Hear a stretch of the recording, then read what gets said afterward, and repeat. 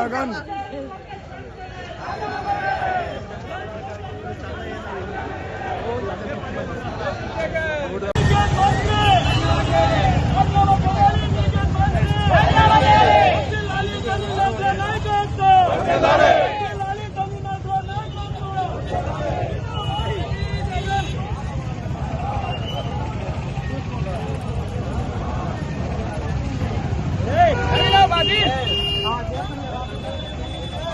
డిఎస్సీలో అక్రమాలు జరిగినాయి, డిఎస్సీలో కుంభకోణం జరిగింది.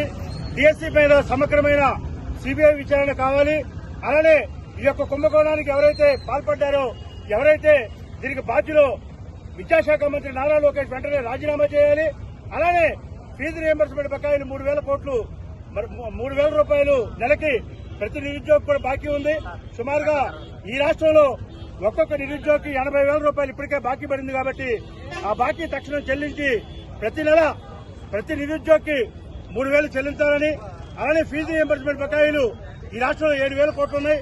అలానే వసతి దీవెన బకాయిలు 3,000 కోట్లు, మొత్తం 10,000 కోట్లు కూడా తక్షణం చెల్లించాలని, అలానే ఏదైతే జాబ్ క్యాలెండర్ ఇచ్చారో ఆ జాబ్ క్యాలెండర్ ప్రకారం ప్రతి జనవరిలో కూడా నోటిఫికేషన్లు ఇవ్వాలని, అలానే ఏదైతే వీళ్లు 20 లక్షల ఉద్యోగాలు ఇస్తారని చెప్పి సంవత్సరానికి 4 లక్షలు ఇస్తారని చెప్పారో అవి సక్రమంగా అమలుపరచాలనే డిమాండ్తోని ఇవాళ మరి పెద్ద ఎత్తున వైఎస్ఆర్ కాంగ్రెస్ పార్టీ కార్యాలయం నుంచి అంబేద్కర్ విగ్రహం వరకు కూడా శాంతియుతమైన ర్యాలీ చేయడం జరిగింది.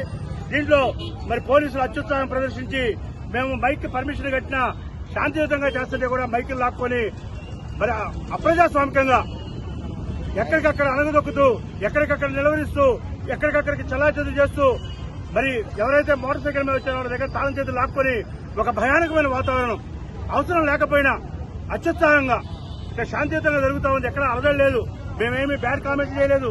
ప్రభుత్వాన్ని కూడా మేము ఎక్కడా కూడా అరేతులేని కానీ ఎక్కడా కూడా అప్రజాస్వామికంగా మాట్లాడే దాఖలాలు లేవు.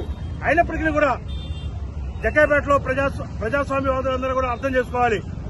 ప్రతిపక్షం ఎక్కడ మాట్లాడకూడదు, ప్రతిపక్షం గొంతు ఎత్తకూడదు. ప్రతిపక్షం గొంతు ఎత్తితే దాన్ని నొక్కేయాలి. ఇది ఎజెండా. ఇవాళ మేము ఒకటే అడుగుతా ఉన్నాం, ఇవాళ ప్రశ్నిస్తా ఉన్నాం అధికార పార్టీని, కూటమి ప్రభుత్వాన్ని. మీరు 2012లో కాంగ్రెస్ ప్రభుత్వంలో ఉండగా ఆ రోజున 74 జీవో పాస్ చేశారు. ఆ 74 జీవోలో 2% స్పోర్ట్స్ రిజర్వేషన్ అని ఉంది. అలానే ఏదైతే అర్హత పరీక్ష ఉందో ఆ అర్హత పరీక్ష రాసిన వాళ్ళకే క్రీడాకారులకు ఉద్యోగాలు వస్తాయని ఉంది. కానీ మీరు 2025లో డిఎస్సీ ఇవ్వడం కోసం ఆ 74 జీవోను రద్దు చేసి 447 2 జీవోలు ఇచ్చారు. ఆ 2 జీవోల సారాంశం ఏంటంటే 2% రిజర్వేషన్ వల్ల 3% చేశారు. అలానే ఏదైతే టెట్ అర్హత పరీక్ష ఉందో ఈ ఉద్యోగస్తులకి, క్రీడాకారులకి వాళ్ళకి అది అవసరం లేదని చెప్పేశారు. ఓకే, మీరన్నట్టుగానే అది మంచి విధానం అయ్యి 3% స్పోర్ట్స్ కోటాను పెంచాం. ఎందుకంటే అర్హత కలిగిన క్రీడాకారులను ప్రోత్సహించాలి, ఈ రాష్ట్రంలో దేశంలో క్రీడలను ప్రోత్సహించాలనే ఉద్దేశం ఉంటే మీరు 2% నుంచి 3% చేయొచ్చు. క్రీడాకారులు కూడా హర్షిస్తారు, విద్యావంతులు కూడా హర్షిస్తారు. కానీ మీరేం చేశారు?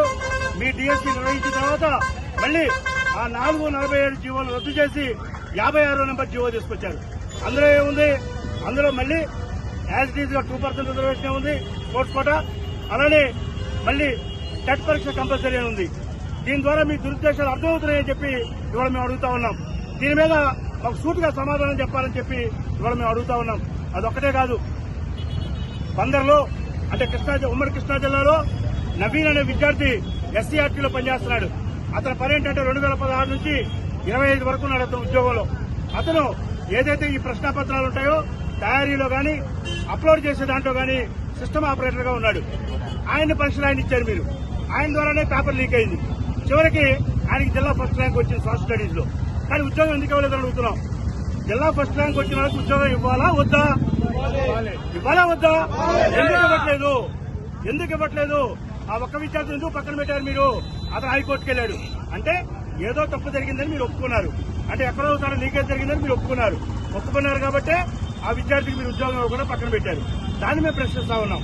అలానే మరి స్పోర్ట్స్ కోటా చూస్తే ఇంటర్ డిస్ట్రిక్ట్ అంటే అంతర్ జిల్లాలు, ఇంటర్ యూనివర్సిటీ, అంతర్ యూనివర్సిటీలు, ఇంటర్ కాలేజ్ ఈ ఈవెంట్ లో పాల్గొన్న వాళ్ళకు కూడా మీరు సర్టిఫికెట్లు ఉంటే ఉద్యోగాలు ఇచ్చారు. కానీ జాతీయ స్థాయిలో గోల్డ్ మెడల్ వచ్చినటువంటి గంగయ్యకి మాత్రం మీరు ఉద్యోగం ఇవ్వాల. ఎందుకు ఇవ్వలేదని అడుగుతా ఉన్నాం. జాతీయ స్థాయిలో గోల్డ్ మెడల్ వచ్చింది ఆర్చరీలో అతనికి. అంతేకాదు ఇవాళ జూడో అసోసియేషన్ తరఫున మీరు 39 ఉద్యోగాలు ఇచ్చారు. దానికి అధినేత ఎవరండి? కన్వీనర్ ఎవరంటే సాక్షాత్తు నారా లోకేష్ తోడలుడు, బాలకృష్ణ గారికి అల్లుడు, చంద్రబాబు నాయుడు గారికి బియ్యంకుడి అల్లుడు. ఇది ఆయనకి జూడో అసోసియేషన్ ప్రెసిడెంట్, ఆయన వైజాగ్ ఎంపీ. మరి తప్పులు జరగకుండా ఎందుకుంటాయండి? అక్రమ